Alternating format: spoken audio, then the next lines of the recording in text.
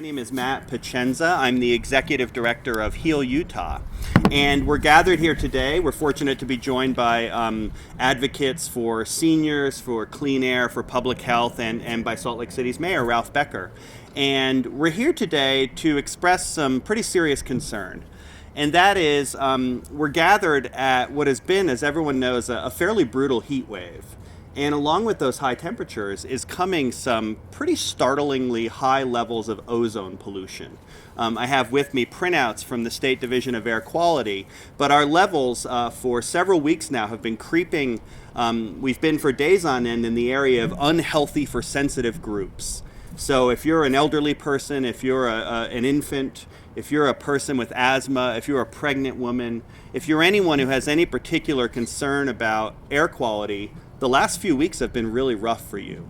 Ozone levels have been every single day by the afternoon at a place where it's a problem. It's a problem for you to breathe, where you have to take precautions, spend time inside, use filters, do all of those things. And it's going to keep getting worse until this heat breaks. So we all know we have an air pollution problem. The winter gets the most attention, the PM 2.5 levels and the inversions, but the summer ozone issue is also very serious for large numbers of people. So of course you've all heard that before, and you know that there are many sectors working on trying to fix this problem. There's advocates, there's elected officials, there's mayors, there's governors, there's the legislature. And all kinds of positive things have happened. I think overall we can feel pretty good about a lot of great steps we've taken.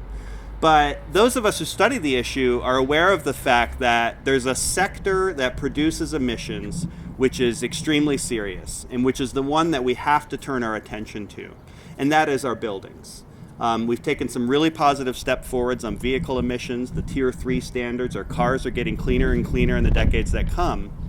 And when we look ahead, we see that building emissions are going to be the single biggest source of air pollution in our northern Utah valleys.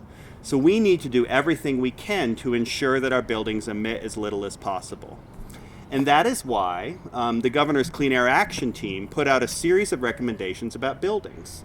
This is a bipartisan team. It had dozens of members, legislators, Republicans, business people, experts, and they unanimously recommended a series of recommendations to limit emissions from buildings. And one of those was to make sure we have up-to-date building codes. So all of this is to set up a context. And the context is we were alarmed and have grown increasingly concerned about an action taken by a legislative interim committee about a couple weeks ago. That was the Business and Labor Committee, and on June 15th, they recommended a bill that would delay how often Utah updates its building codes. Now, as the press conference moves forward this morning, I'm going to give you a little more detail about exactly why that bill is so troubling. But let me just say for now that right now Utah's living with building codes that haven't been updated since 2006. There's a chance during the upcoming legislative session we'll update it to 2015 codes, but we might not.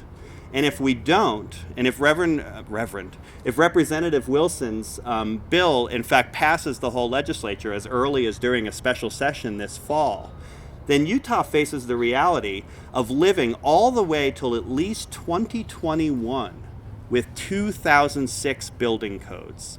That's hundreds of thousands, tens of thousands, hundreds of thousands of housing units that'll be built during that time period, which will be built with increasingly inefficient and outdated building codes. That's a huge problem. It's a huge problem for homeowners, it's a huge problem for clean air, and it's a huge problem in many other regards. So let's start to hear from a group of folks who are concerned about this. And we're going to start out. It gives me pleasure to introduce the mayor of Salt Lake City, Ralph Becker, a champion for clean air and a wide range of other causes and making Salt Lake City and the region a sustainable place. So please welcome Mayor Becker to talk to us about why he's worried about this issue. Thank you.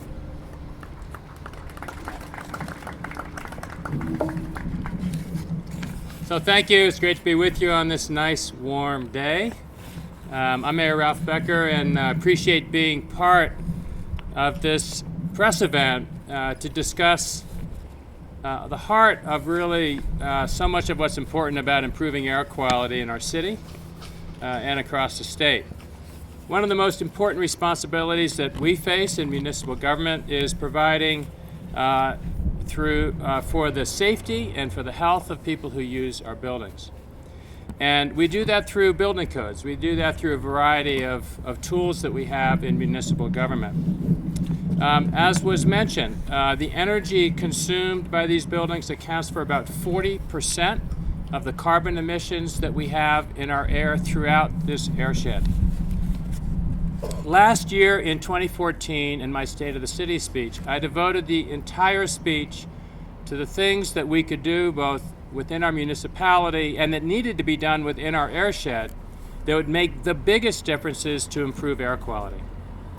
One of those 5 items was to update our 2006 building codes around energy.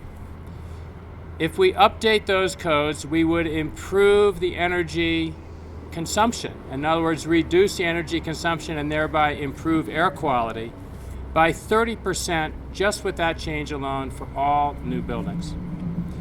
The legislature has not acted on that, and the committee that's responsible for establishing building codes for the state, that by necessity in the way they've set it up also includes all local governments, has not taken that action either.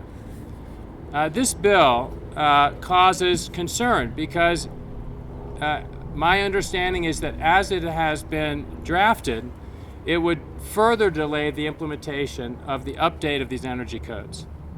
My desire is to work closely with Representative Wilson and the legislature because I know they share a common concern about improving air quality.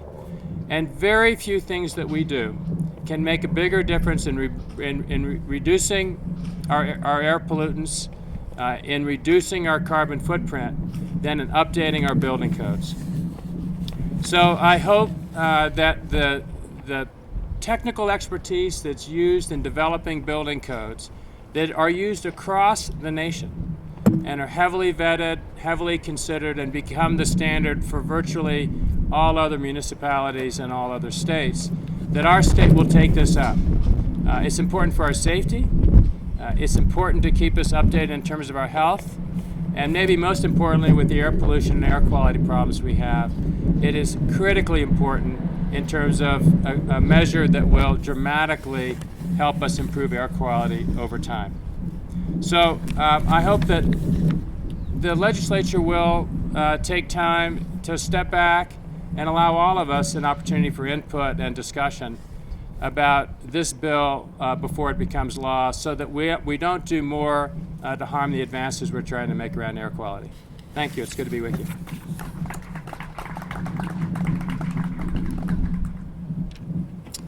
Thank you very much, Mayor. I want to draw folks' attention to this one pager we gave you. It says Envision Utah on the top. They're the organization that facilitated the Governor's Clean Air Action Team.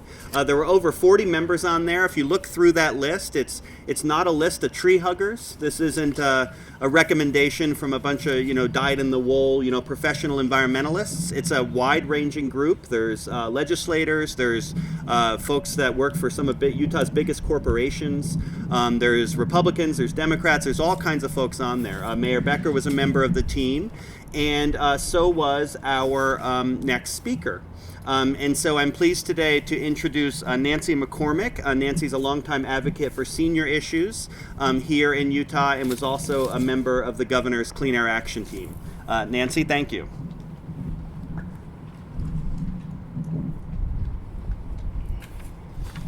Good morning, and thank you for being here. We really appreciate it. So my name is Nancy McCormick, and I've been a member of the Clean Air Action Team since it started about 2 years ago.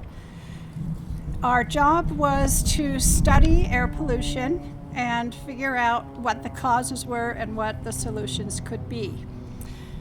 My emphasis has been on senior health. In Utah, there are 633,000 people over 50, which is 2/3 of the population. And air quality affects them in greater ways than the regular population. If your body is half a century old, which some of us are here, then air pollution and particulates get in and thrive in our hearts, our lungs, our brains, and it increases or decreases the longevity of our life. It's kind of amazing the number of studies that have been done lately on these things. So air pollutants and particulates lodge in our hearts, causing heart disease, atrial fibrillation, irregular heartbeats. They lodge in our lungs, causing respiratory issues, more pneumonia, and blood clots. They lodge in our brains, and new studies are showing a relationship between Alzheimer's, cognitive decline, and air pollution. They even influence our hormones, and now they're relating obesity and diabetes to air pollution. So the more studies that happen show us the reasons why, if you breathe bad air, your life expectancy is 2 years shorter than if you don't. It's estimated that 40% of seniors in the United States live in bad air. We live in bad air here, so our life expectancy is 2 years less, not to mention the medical problems that I have just said. On our CAT team recommendation, we made a recommendation to the governor about building codes. 39% of what's called area sources are from buildings. We're not talking about refineries or Kennecott copper. We're talking about buildings like your house, your cleaners, the restaurants, apartment buildings, office buildings, all are polluting all the time. So one of the recommendations to reduce 39% of the pollutions was to increase the building, or make the building codes more strict. The strict building codes would be for new buildings, and we can retrofit older buildings, and if we replace hot water heaters and furnaces, we can actually reduce the area sources by 50%. Well, that's huge if 40% of our pollution comes from area sources. So my question is, why don't we do this? It's kind of irresponsible if you know the solution and you don't do it. Thank you.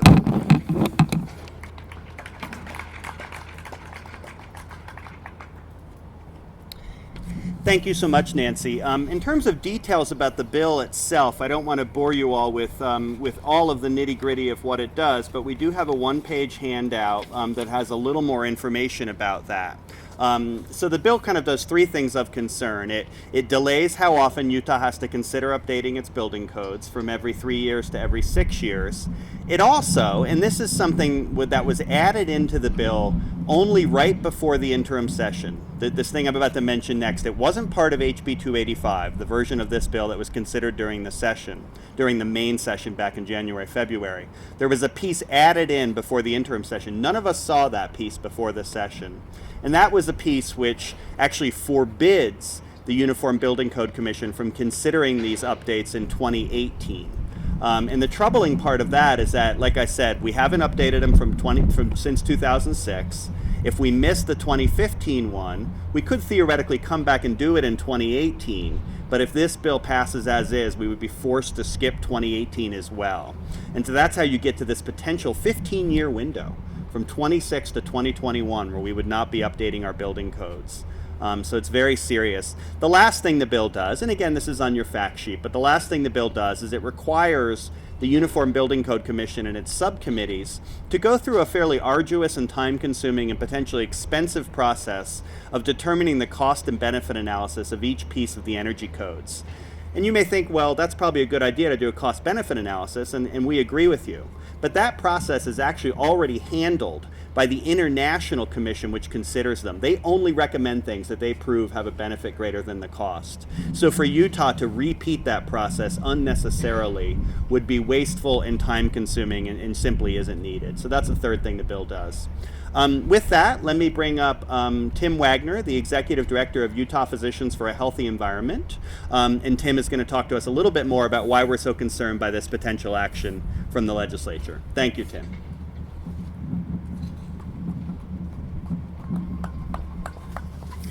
Thanks, Matt. Yes, as one of the organizations that's always leading the charge on trying to improve our air quality here for the health of Utahns, this bill is extremely concerning to us. One of the things that we often hear from our elected officials when the public is demanding action on improving our air quality is stop blaming big industry and take personal responsibility for your actions in your own footprint. And of course the public takes that very seriously. Unfortunately, this proposed bill by Representative Wilson does exactly the opposite. It actually takes away an opportunity for the public to really reduce their air quality imprint and take that individual action. There's probably nothing more easy and cheaper than actually improving our building codes to improve the efficiency of our buildings, our homes, and so forth. And the gain from that is quite remarkable. So I just find it really quite preposterous that at this point of the game that the legislature would propose a bill like this that would actually take us backwards. You know, we've had a couple of really big rallies up here on Capitol Hill, right where we are standing, where literally thousands of people have come up demanding action. And I don't think those thousands of people that came here last January or the January before wanted to see this kind of a bill being introduced that would take away their option to show their personal responsibility in addressing air quality. So it's really just a bad example, I believe, that shows how sometimes the legislature can be more of a hindrance than actually a part of the solution. And so it's just irresponsible, I think, that this bill will be proposed at this point in time. I also wanted just a little personal perspective on this. Long before I became a clean air advocate in Salt Lake City, I spent many years as a professional in the construction industry and in management of a major company. And one of the things that I found over the years is that a company that really wants to market itself and provide a good product to its customer is a product that is going to benefit their client. And that results not only in more clients, but it also results in better profit margins for the construction companies that market those kind of services. Providing more efficient buildings is one heck of a good marketing tool for a contractor. And standing behind that kind of a product will get you returning customers over and over again. So I don't understand the short-sightedness of why we cannot be looking at implementing better building codes into our buildings, because in the long run it benefits not only the consumer, it benefits our air quality, it also benefits business as well. So I'll leave it at that, and thank you so much.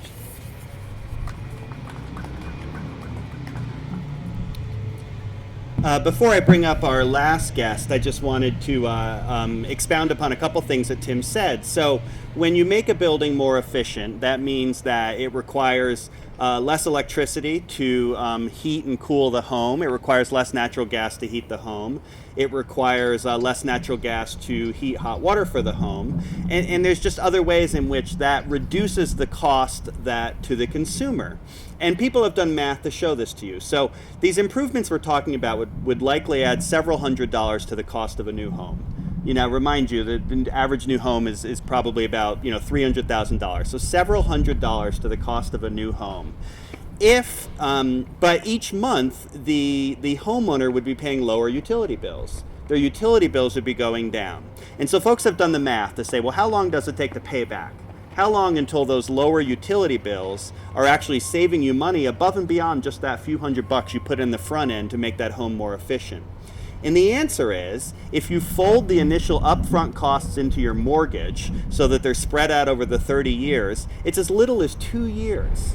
As little as 2 years after you spend a few $100s on the front end, you're making money.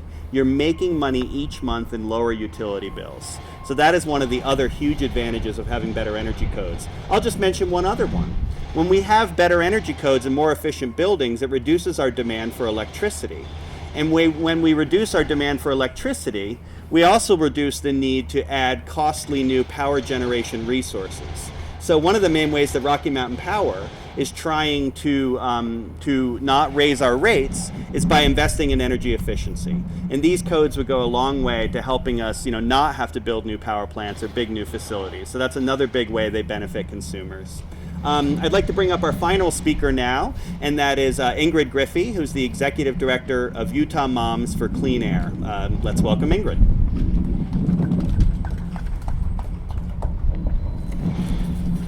Hi, thanks for coming today. As Matt said, I'm the Executive Director of Utah Moms for Clean Air. And I'm up here a lot during the legislative session advocating for cleaner air for our kids and our families. And I mainly hear two big refrains when I ask about clean air. The first one is that individuals need to step up. Industry's already done enough. It's time for individuals to step up and take greater accountability. And the second one, and I love this one, all the low-hanging fruit has already been picked. That's a favorite analogy here. Now, most of us are not refining oil in our backyard. Most of us are not burning medical waste in our backyard. For the majority of us individuals, our biggest contribution to our smog problem are our cars and our homes. Now, our cars are about to see massive improvements in emission reduction thanks to mandated Tier 3 standards. So why now are we going to let our homes fall behind? Homes built up to the most up-to-date energy codes help keep toxic emissions out of our children's lungs and our hard-earned money in our bank accounts. When our homes are more energy efficient, we use our furnaces less frequently, we burn wood less frequently to keep our homes warm and cozy. And that directly reduces air pollution during those critical winter months. We also save money by purchasing less fuel. But consumers can only reap those benefits when the market has energy efficient homes available to us, and that's why we depend on our Uniform Building Code Commission to review the most up-to-date codes every 3 years. Now, we all know how fast technology moves, and moving to a 6-year review cycle allows Utah to fall behind to settle for less than the best available technologies. Basically, they're taking low-hanging fruit and throwing it further up the tree. So Utah Moms for Clean Air challenges the legislature right now to demonstrate its commitment to clean air, to the health of our families, and to ensuring that the public has the options available for making better, clean air choices in their homes so that we can step up and take greater accountability. The public is ready, and now we want to know if the legislature is. Thanks.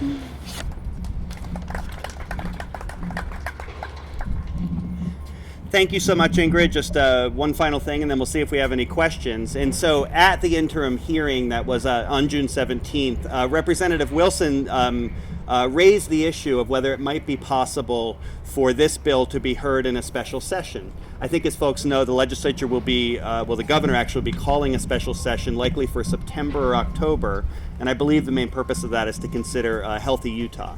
But they could consider other bills as well. So Representative Wilson raised that possibility. And one of the reasons we really wanted to hold this press conference today was to plead with Governor Herbert and with legislative leadership to not include this bill in that special session. I think, as everyone can at least agree, that there are legitimate, significant concerns. And at a minimum, we'd like to go ahead and get into the main legislative session, January, February, March next year, and have a chance to air these issues, to hear from home builders, hear from consumers, hear from moms, hear from physicians, hear from seniors, hear from all of the individuals and organizations that do want to see Utah have better building codes and don't want to see us unnecessarily forced to to have inefficient buildings. So that's our number one request, is that we really hope that Governor Herbert and legislative leaders would see that this does not belong in a special session. Let's hold off until January. Let's take a look at this thing carefully before we move forward on something that has so much impact. Well, thank you all so much for coming. Thank you for standing outside in just dreadful conditions here.